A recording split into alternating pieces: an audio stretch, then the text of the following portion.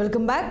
కడపలో రసవత్తర పోరుకు రంగం సిద్ధమవుతోంది. కాంగ్రెస్ పార్టీ నుంచి కడప ఎంపీగా పోటీ చేసేందుకు షర్మిలకు గ్రీన్ సిగ్నల్ వచ్చింది.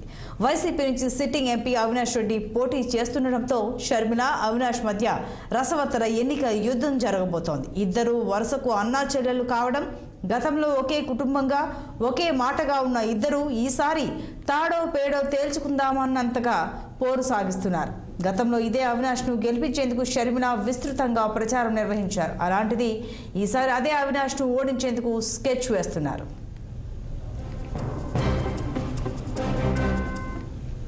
కూడా చంద్రబాబు గారైనా జగన్మోహన్ రెడ్డి గారైనా రాష్ట్ర ప్రయోజనాల కోసం పని చేయలేదు.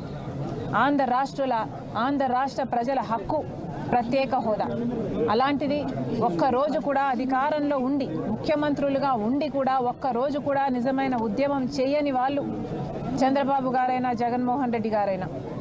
అలాంటి వాళ్ళను ఎన్నుకున్నందుకు ప్రజలు ఎంతో నష్టపోయారు.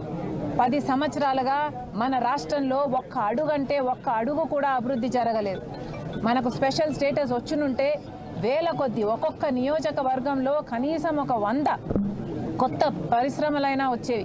కానీ ఉన్న పరిశ్రమలు కూడా మూతపడి ఈరోజు బిడ్డలకు ఉద్యోగాలు లేకుండా, అటు గవర్నమెంట్ పరంగా అయినా ప్రైవేటు పరంగానైనా ఉద్యోగాలు లేకుండా అసలు అతి దయనీయమైన పరిస్థితిలో ఈరోజు మన రాష్ట్రం ఉంది అంటే, అభివృద్ధికే నోచుకోలేదు అంటే ఈరోజు దానికి కారణం ఒకవైపు చంద్రబాబు గారైతే ఇంకొక వైపు ముఖ్యమంత్రి జగన్మోహన్ రెడ్డి. పశ్చిమ గోదావరి జిల్లా